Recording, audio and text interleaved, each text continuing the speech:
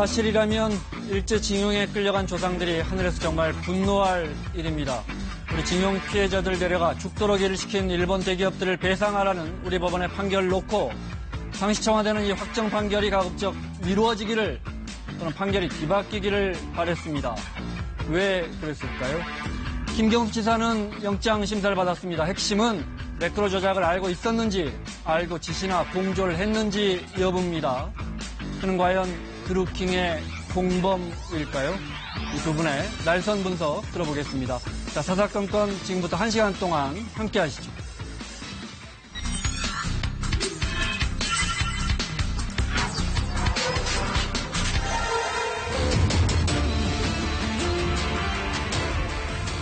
지금까지 그래왔듯이 법정에서 변함없이 충실히 설명하고 성실하게 소명하겠습니다.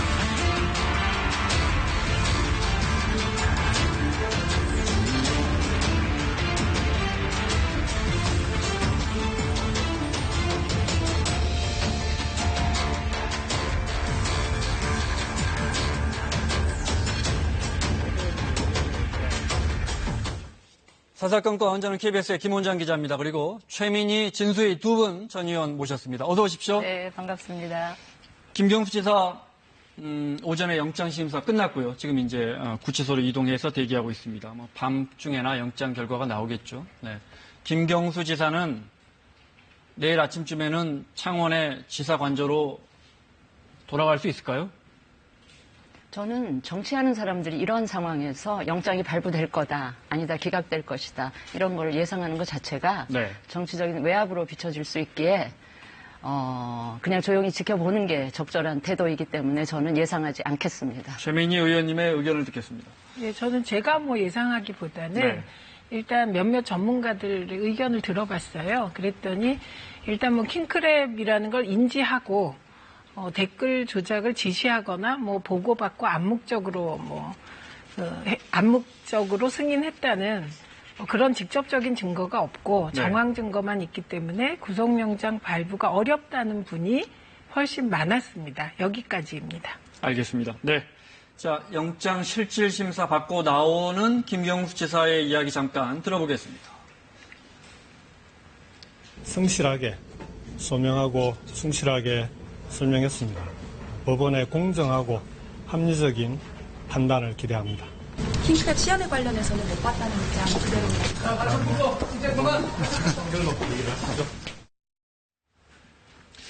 자, 특검이 영장을 청구하면 영장에 표시된 혐의 내용들 기자들이 확인하는데 아직 특별한 건 없는 것 같습니다. 특히 그동안에 이제 댓글 조작과 관련해서 왜 킹크랩 시연할 때 100만 원 줬다 이런 이야기도 있었는데 그런 혐의도 빠졌고 그 혐의가 빠져서 선거법 위반 혐의는 빠진 것 같고 업무방해 이제 이런 댓글 쓰면서 업무방해 혐의만 들어있는 것 같아요. 이 부분도 논리적으로 보면 최 의원님 설명하고 비슷한 것 같아요. 맥락은. 예, 컴퓨터 장애 업무 방해 부분에 대해서 사실 23년 동안 실형이 선고된 예가 없습니다. 요것과 관련해서는 자료를 보니. 네. 그리고 컴퓨터 장애 업무와 관련하여 업무 방해와 관련하여 구속된 사례도 없는데 그럼 드루킹은 왜 구속됐느냐? 증거를 인멸하다가 그게 네. 발각났기 때문이거든요. 그래서 지금 저희는 드루킹의 그 증언이 너무 많이 바뀌고 있고요. 네. 특히 그 킹클럽에 관련해서도 초기에 드루킹이 그때의 매크로 수준이 너무 조잡해서 오히려 수작업에 의존했다 이런 말도 했었거든요. 그래서 말이 너무 왔다 갔다 하기 때문에 그 드루킹의 입에 의존하거나 드루킹이 낸 자료에 의존한 수사는 조금 신빙성이 없지 않나 싶습니다. 그런데 드루킹의 진술이 몇 차례 바뀐 것만큼이나 저는 김경수 지사의 해명, 답변도 여러 차례 바뀌었습니다. 최초의 기자회견에 별 관계 아닌 것처럼, 네. 그러니까 일방적인 지지자의 행태인 것처럼 드루킹을 그렇게 묘사했던 것에서 몇 차례 얘기가 바뀌었거든요. 그것도 굉장히 중대하게 봐야 될 지점이다 이렇게 생각을 합니다. 근데 그 몇 차례가 중요한 게 예를 들면 친분 관계가 어느 정도다. 이거 바뀌어도 별 문제가 아닙니다. 핵심은 킹크랩에 관한 핵심 진술이 바뀌었냐 안 바뀌었냐. 그리고 KBS 뉴스에 나온 건데요. 드루킹 그 일당들이 그런 얘기를 했다고 하잖아요. 이렇게 된 거 김경수한테 매달 100만 원씩 네. 받은 것으로 하자. 이런 공모 정황까지 나왔었고요. 네. 그런데 본인은 또 돈 안 받았다고 진술을 번복했습니다. 그러니까 드루킹의 진술은 이 범죄 혐의와 관련한 핵심 진술들이 자꾸 바뀌고 있기 때문에 네. 예, 문제가 되는 것 김 같습니다. 지사가 단순히 친분 관계가 그렇게 친한 사람은 아니었어요. 이 정도는 아니었던 것 같아요. 오간 문자라든지 네. 뭐 그간의 정황을 보면 단순히 친분 관계에 대해서만 말이 어긋난 건 아니었던 것 같아요. 물론 그것이 이제 법리적으로 어떻게 해석되느냐, 뭐 진술의 일관성이 없다로 진 의원님 말씀처럼 그렇게 법원에서 받아들일지 그 부분은 뭐 더 지켜봐야 할 것 같지만요. 네. 민주당과 자유한국당의 입장을 잠깐 들어보겠습니다. 네. 증거인멸과 도저히 우려가 전혀 없고 또한 그동안 성실하게 특검을 수사해 협조한 김 지사에 대해 무리하게 구속영장을 청구한 것은 이번 사건을 드루킹 사건이 아니라 김경수 사건으로 엮고자 하는 정치적 의도가 다분하다 하겠습니다. 우리 당은 특검이 보인 여러 불법적인 행태와 관행에 대해 분명하게 그 책임을 물을 것입니다. 특검은 사건의 실체와 진실을 밝히기 위해 특검기간 연장을 신청해야 할 것이며 특검을 마치고 나면 특검을 특검하겠다고 지금 공갈 협박치는 민주당 지도부의 인식은 도대체 어느 나라 집권당의 인식인지 묻지 않을 수 없습니다.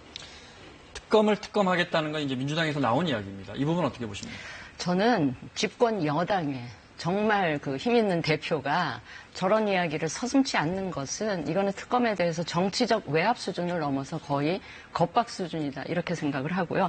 지금 드루킹 특검은 살아있는 권력을 상대로 매우 부담을 가지고 엄청난 긴장감을 가지고 아마 수사를 진행하고 있을 텐데 네. 저런 특검에 대해서 뭐 특검을 특검하겠다, 특검에 책임을 묻겠다라고 하는 거는 이건 거의 겁박 수준이다 이렇게 생각을 하고요. 저는 김경수 지사에 대해서도 한 말씀 드리고 싶은 게 김경수 지사가 영장을 청구한 특검에 대해서 매우 유감이다라는 네. 얘기를 했단 말이에요. 저는 특검에 대해서 유감을 표명하기 이전에 김경수 지사는 자신을 믿고 뽑아준 경남 도민들에게 어쨌든 걱정을 끼쳐드려서 송구스럽다라는 말을 하는 게 최소한 선출직 공무원으로서의 최소한의 도리다. 네. 만약 자신이 100% 결백하더라도 그래서 몹시 억울하다 하더라도 오히려 그럴수록 더 겸손한 자세로 그렇게 얘기를 하는 게 올바른 자세지 아직도 대통령의 최측근으로서의 뭔가 힘을 과시하는 듯한 저런 자세는 뭐 저를 포함해서 많은 국민들이 상당히 불편하고 또 실망했을 것으로 짐작이 됩니다. 네. 특검을 특검하겠다부터 여쭤볼까요? 네. 특검을 특검하겠다고 한다고 그게 여야 합의가 되겠습니까? 그러니까 정치인이 하는 발언 하나하나를 네. 놓고 입을 막으라고 하는 건 저는 아닌 것 근데 같고요. 이제 그 여당에서 발언에 말씀을 잘라서 죄송합니다. 여당에서 특검의 이런 행태에 대해서 뭐 우리는 분노한다든지 이해할 수 없다든지 그런 논평은 얼마든지 가능한데 여당에서 특검에게 책임을 묻겠다. 특검 끝난 다음에 이 발언에 대해서 여쭤보는 겁니다. 뭐 그런 발언 할 수 있죠. 말씀하셨듯이 그 발언이 부적절하면 그 책임은 뭐 여당이 지는 겁니다. 네. 대표가 지는 거고요. 그래서 저는 정치인이 말하는 것은 그 말이 입에서 떨어지는 순간 이제 공적인 것이 돼버려요. 네. 그래서 주워 담을 수도 없습니다. 그런데 가능하면 정치인들이 말은 할 수 있게 해주고 그에 대한 어떤 뭐랄까요? 책임은 지는? 예, 책임은 지는 네. 그런 거여야 한다고 생각하고 저는 뭐 박근혜 전 대통령께서 검찰하고 특검 조사에 대해서 이게 다 엮은 거다 이렇게 부정하는 것을 국민들이 다 지켜본 마당에 김경수 지사의 저 태도가 불손하다거나 무례하다거나 불쾌하다고 볼까요? 되게 예의 바른 태도를 계속 견지하고 있다고 생각합니다. 그리고 억울할수록 국민께 사과하라는 말씀은 저는 새겨 듣겠습니다. 근데 억울하면 억울하다고 말해야 정치인도 암에 안 걸리지 않겠습니까? 근데 저는 지금 이 시점에서 박근혜 탄핵 당한 박근혜 전 대통령도 이랬는데 뭐 이 정도 갖고 이러냐 이렇게 비교하는 거는 이 정부는 네. 이 정권은 과거 정권하고 달라야 된다, 다르겠다라고 작정하고 시작한 정부가 무슨 일이 있을 때 자꾸 지난 정부하고 비교하는 거는 스스로 모순된다고 저는 생각합니다. 아니요, 그랬기 때문에 그랬다가 아니라 그것도 본 마당에 국민들께서 뭐 그걸 무례하다고 볼까? 이 말씀을 드린 거고요. 그 다음에 김경수 지사가 지금 일관되게 뭐 과거에 보면 정치인들이 검찰이 불러도 안 가잖아요. 지금 현재 자유한국당 의원들도 혐의가 있어서 검찰이 불렀을 때 안 가기도 하고 불체포 특권을 막 활용하기도 하고 이러지 않습니까? 그런데 지금까지 굉장히 성실하게 조사를 받아왔다고 생각합니다. 본인도 계속 그걸 강조했고요. 네, 그리고 뭐 휴대폰 같은 경우도 그냥 제출을 하지 않았습니까, 다? 그리고 지금 얘기하는 컴퓨터 업무 방해와 관련한 컴퓨터에 관한 얘기 중에 김경수 의원의 의원회관 사무실 컴퓨터를 뭐 포맷했다고 뭐라고 언론이 비난을 했는데 그건요, 김경수 지사가 한 게 아닙니다. 의원실을 비우면 무조건 포맷합니다. 네, 주인이 바뀌었으니까 포맷했다 네. 이 말씀이시죠? 네. 그 특검 25일까지니까 뭐 한 일주일 안 남았습니다.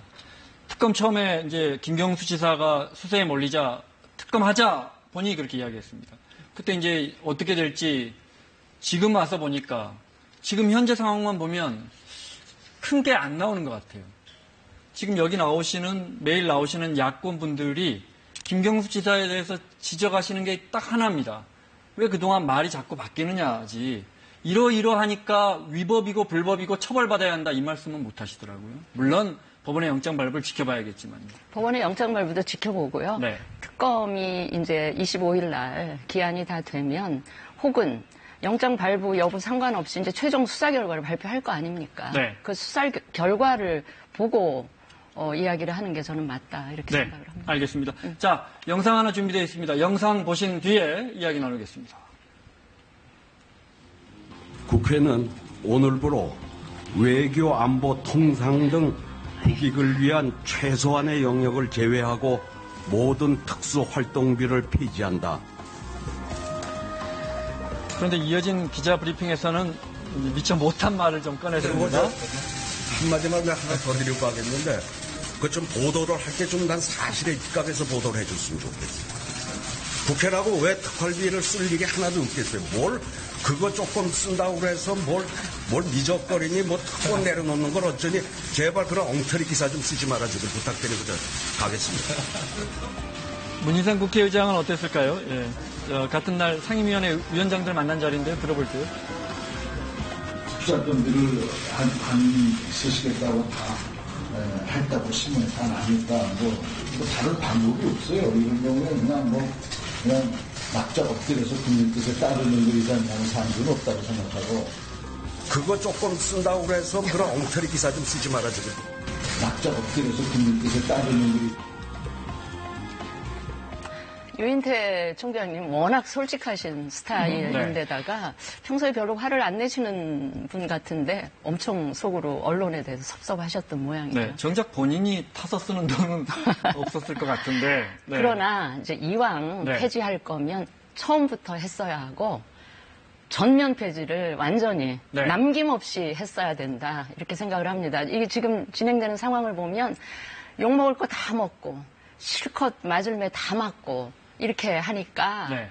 결국은 하고서도 좋은 얘기 못 듣는 이런 상황이라서 좀 바른미래당 씁쓸합니다. 소속이시니까요. 바른미래당에서는 애초부터 안 받겠다. 그랬습니다. 폐지하겠다 했고 예. 어떻게 보면 뭐 관철됐습니다. 네. 원래 정의당 그 노회찬 의원부터 먼저 이제 이게 이야기를 시작이 했고요. 네. 됐고 이제 실천은 바른미래당에서 굉장히 강력하게 왜냐하면 또 노회찬 의원 사망하고 나서는 네.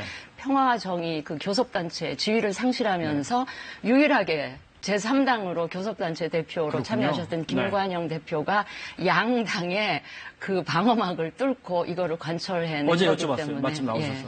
한 달에 한 2천만 원 정도 한번 받으셨대요. 네. 이제 근데 못 받는 거죠. 돌려 이제 못 받는 거죠. 네. 있다는 거죠. 민주당은 뭐 속된 말로 참 모냥 빠지게 생겼습니다.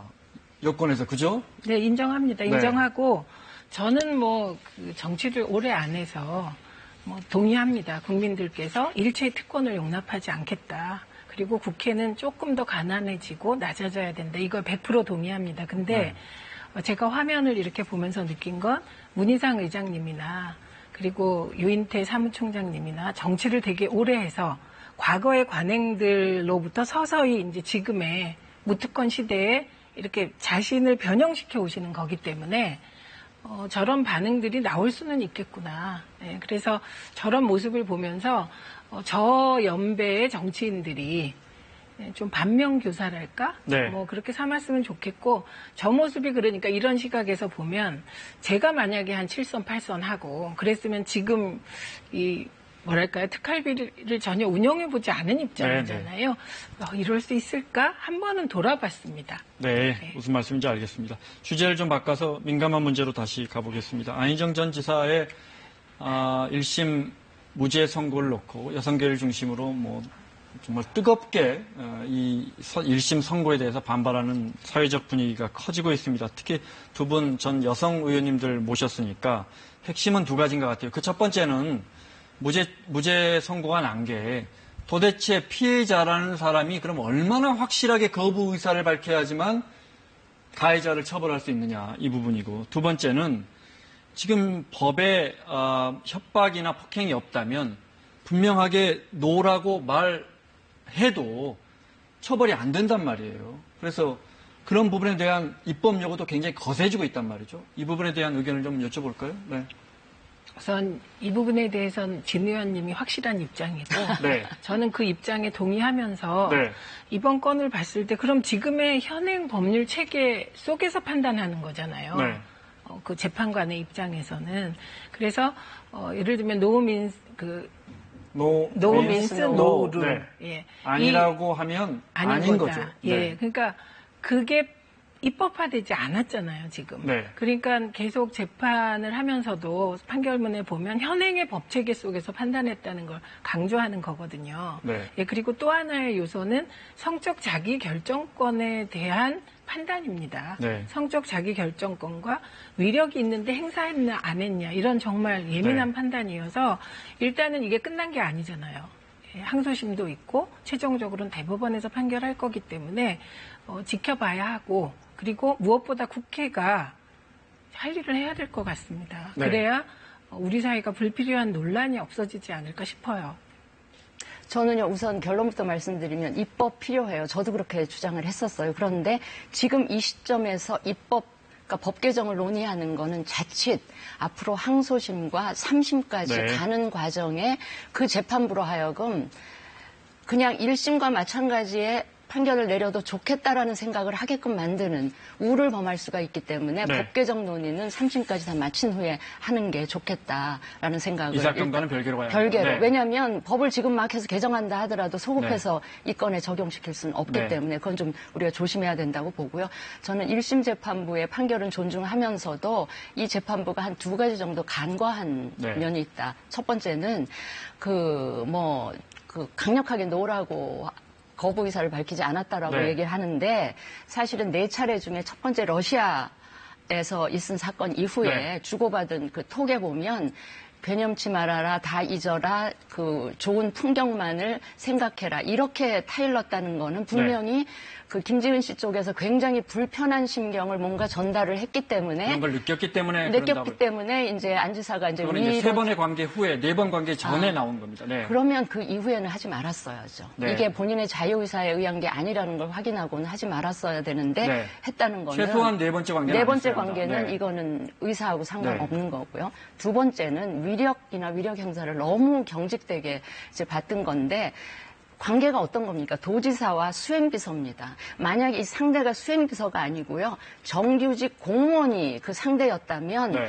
강력하게 자기 고용에 불안정을 느끼지 않을 상대는 거부 의사를 명백하게 밝힐 수도 있었지만 이 수행비서라는 지위는 언제 잘릴지 모르는 지위예요. 네. 이런 관계 속에서는 위력을 가지고 있는 것만으로도 행사 여부와 상관없이 상대방인, 제가 이제 여성이라서 그 심정을 충분히 이해하는, 그런 여성에 대해서 왜 성적 자기결정권을 충분히 행사하지 않았냐고 묻는 거는 너무나 비현실적이고 이거는 너무나 가혹한 거다. 네. 그래서 저는 제가 뭐 재판에 관여하거나 이런 뜻으로 말씀드리는 건 아니고요. 네. 항소심 재판부에서는 이걸 좀 넓게 해석을 해주셨으면 하는 제 개인적인 바람을 말씀드리고 네. 또 대법원에 가서는 대법원에서 좀 우리 사회에 현행 법 체계와 사회적 인식 사이의 괴리를 좀 좁힌다는 차원에서 이번에 대법원 재판부도 많이 바뀐 만큼 대법원에서 새로운 판례를 네. 만들어 주셨으면 하는 바람이 있어요. 그러니까 네. 그런 일이 다 이루어진 후에 국회 차원에서는 정말 저는 노우 민스 노우룰도 우리 사회 현실을 비추어 볼 때는 좀 부족하다고 봐요. 네. 그래서 예스 민스 예스 그러니까 강력하게 동의하지 않으면 합의 안 한 걸로 보는 네. 이 방향으로 그러면 처벌하는. 예. 폭력이나 폭언이 뭐 위압이 없었더라도 처벌할 수 있는. 없었더라도 본인이 아주 적극적으로 동의 의사를 표시하지 않으면 네. 합의에 의하지 않은 관계로 이거는 간음이라고 네. 판결 내린 그쪽으로 입법이 이루어졌으면 대한다. 좋겠다라는 네, 바람을 갖고 알겠습니다. 있습니다. 안 지사의 이 이야기는 어떻습니까? 잠깐 들어보겠습니다. 네. 국민 여러분, 죄송합니다. 부끄럽습니다. 다시 태어나도록 더 노력하겠습니다. 부끄럽고 죄송합니다. 혹시 먼 훗날이라도 정치적 재개를 생각하고 있을까요? 안 전 지사는?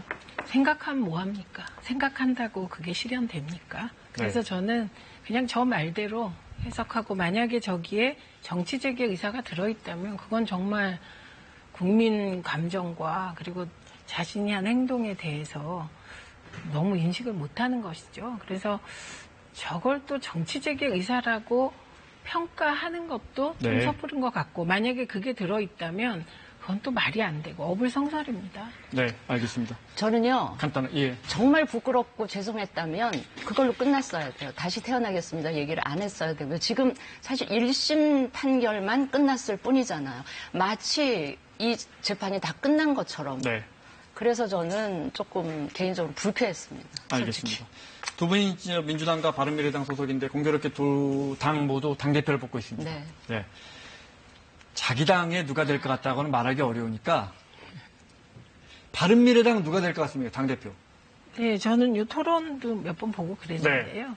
이렇게 말씀하시는 것도 듣고 그냥 저는 손학규 대표가 될 것 같습니다. 손학규 고문이? 안정감이 네. 있어 보였습니다.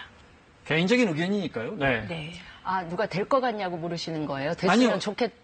후자가 더 재밌을 것 같습니다. 누가 됐으면 좋겠습니까? 네.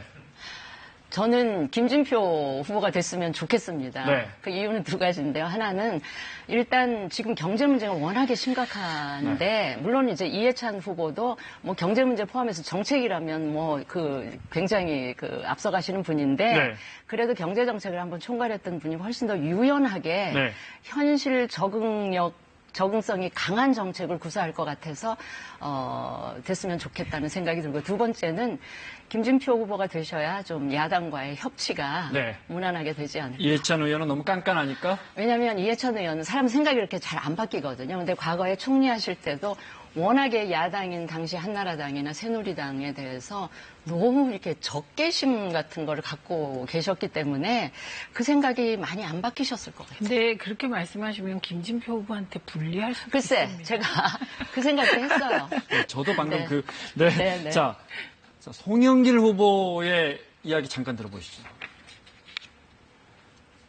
이해찬 후보님의 전성기는 사실 노무현 대통령 때 아니었습니까? 저는 이미 전성기가 지났다. 이해찬 우리 후보님은 뭐 이해했잖아요. 지금 남진 가수가 와서 이렇게 노래를 하면 우리가 박수치고 옛날에 그 스타를 존중하지만 그러나 지금 전성기인 BTS나 뭐 이런 하고 비교할 수는 없잖아요. 시대의 흐름이 있는 거기 때문에 지금의 전성기는 송영길이다. 저는 이렇게 주장하는 거죠. 자, 정말 본인은 남진이고 이해찬 후보가 남진이고 본인은 BTS 방탄소년단이라는 거예요. 네. 아니, 사실 세대교체 이야기 나오거든요. 올드보이 이야기도 너무 많이 나왔고. 네. 뭐 그 얘기 나왔으니까 저는 올드보이에 대해서는 지금 과거 이명박, 박근혜 정부에서 10년 동안 뜻을 못 펼친 분들이잖아요. 그래서 그 올드보이의 나이를 마이너스 10해서 봐주는 게 맞다. 이런 주장을 하고 있습니다. 이해찬 의원 나이에서 마이너스 10하면 대충 송영길 의원 나이쯤 됩니다. 그렇죠. 네. 그래서 그렇게 봐줘야 된다. 그래서 좀 너그럽게 보는 쪽이어야 한다고 생각하고요. 그다음에 뭐 저 말은 세대 교체는 늘 필요합니다. 근데 세대 교체는 단지 나이가 젊은 걸 얘기하는 건 아닌 것 같아요. 네. 그리고 여당의 당대표가 과연 전성기에 있는 분이 하는 게 좋은가는 또 이견이 있습니다. 왜냐하면 앞으로 이제 전성기를 맞아서 대권에도 도전하고 이러면 네. 아무래도 자기 정치를 하지 않을까 하는 우려를 하는 분들이 계십니다. 근데 뭐 BTS에 비교하시는 거 보니까 진짜 젊으세요. 네. 근데 저는 이해찬 후보를 남진 씨에 비교하는 거는 전 동의해요. 그런데 자신을 BTS에 비교하는 건 너무 자뻑이 심했다. 네. 과연 BTS의 팬들이 수긍을 할까? 저는 절레절레 흔들 것 같고요. 만약 바른미래당의 이준석 후보가 본인을 네. BTS에 비교했다면 저는 그거는 수긍을 합니다. 근데 그거는 또 너무 평범해요. 뻔히 네. 예상되잖아요. 뭐 나이가 젊으니까 나는 네. BTS다. 네, 알겠습니다. 바른미래당 토론회 잠깐 보겠습니다. 네. 본인은 올드보이이긴 하지만 다른 후보들이 준비가 안 되지 않았냐 그렇게 말씀하시고 나오셨는데요. 지금 여기 있는 후보 중에 준비된 후보가 한 분도 안 계십니까? 제가 그 말씀을 어떻게 답변을 드리겠습니까? 각자 판단을 하셔야죠. 재밌어요. 네. 적성 평가하자. 적성 시험 치는 건데 만약에 그 적성 시험을 여기 나와 있는 후보들 6분한테 시험을 치게 하면 우리 후보들 중에 떨어질 만한 사람이 있습니까? 시험 과목이 헌법, 그다음에 언어 논리, 그다음 자료 해석, 그다음 상황 판단인데요. 가장 우려되는 게 하태경 의원님 상황 판단에서 좀 꽈락되지 않을까 생각하고 있고요. 네, 그다음에 이번에 송파을 공천 사태 보니까 손 고모님도 상황 판단이 있어가지고 약간 낙제점 받아가고. 한번 까놓고 보세요. 우리 당에서 누가 제일 잘 싸웁니까? 제가 홍준표 이긴 사람입니다. 김병준 비대위원장 못 이기겠습니까? 이해찬 그 양반 홍준표보다는 좀 괜찮을지 모르겠지만 감각이 많이 떨어진 것 같고. 공방이 더 격해지는 장면 하나만 더 보겠습니다. 네. 저는 당비를 이렇게 썼다는 걸 제가 있던 다른 정당에서 들어본 적이 없습니다. 역시 건방지다는 네, 건방지다는 표현 들어줬습니다. 그러니까 이런 식으로 조용해 주세요. 지금 이거 제 발표 시간입니다. 잘못된 것을 바로잡자고 한 것에 대해 가지고 인신공격이라 비난해가지고 조용히 하세요. 제지하세요. 뭐 하세요? 저희가 좀 지적하려는 장면만 잡아놓고 보니까 더 따가운 장면이 됐습니다. 네. 이거야 이 질문은 제가 빼고 당대표 뽑힌 뒤에 바른미래당이 가야 할 정치적 방향을 좀 여쭤볼게요. 예, 여당의 독주를 막을 선명 야당이 될 겁니까? 아니면 여당과의 협치를 통한 민생 야당이 되시겠습니까? 선명 야당이냐 민생 야당이냐 이건 양자택일 할 일은 아니고요. 때로는 선명하게 야당 역할을 하면서 잘못된 거 비판할 거 비판하고 견제할 거 견제하는 역할 확실하게 해야 된다고 보고요. 또 그런가 하면 국민 삶에 직결되는 이 민생 관련한 법안이나 정책은 철저하게 협조로 가야죠. 그러니까 이 두 가지 역할을 여하히 적절히 잘 균형을 이루면 될 것 같습니다. 알겠습니다. 너무 바른미래당의 불리한 영상을 보여드린 것 같아서 제가 이 질문은 시간이 없어도 해야겠습니다. 네. 민주당 전당대회에 대해서 국민들 관심이 아주 높고 뜨겁습니다. 그런데 제 기억에 남는 키워드 정리해보면 누가 대통령하고 친한가, 올드보이, 그다음에 이재명 탈당 이것밖에 없는 것 같아요. 그래요. 저는 20년 집권도 기억나고 경제 당대표도 기억나는데. 국민들이 잘 기억 못할 것 같은데. 근데 좀 아까도 경제하면 김진표라고 또 말씀하시고. 네. 저 토론회 보니까 이해찬 후보만 언급했더라고요. 그러니까 이제 저는 20년 집권도 기억합니다. 근데 사실은 여당의 당대표 선거는 조용하게 치러지는 게 정상적이죠. 근데 지지율이 자꾸 밀리고 있는데 그러면 당대표 선거가 끝난 다음에는 이른바 컨벤션 효과 같은 거 좀 기대할 수 있겠습니까? 네. 알겠습니다. 또 다시 나오셔야 되니까요. 네, 그때 확인해 보겠습니다. 자, 지금까지 최민희 진수희 전 의원과 함께 했습니다. 두 분 고맙습니다.